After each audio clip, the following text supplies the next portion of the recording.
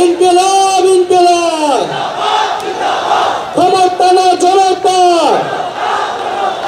আপোষ না সংগ্রাম। নাগরিক পার্টি নতুন বাংলাদেশ বিনির্মাণের জন্য লড়াই করে যাবে।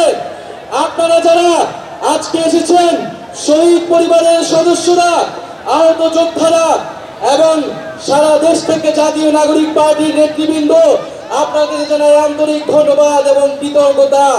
ইনকিলাব ইনকিলাব ক্ষমতা না জনতা আপোষ না সংগ্রাম। দালালি না রাজপথ, গোলামি না আজাদি। ইনকিলাব ইনকিলাব।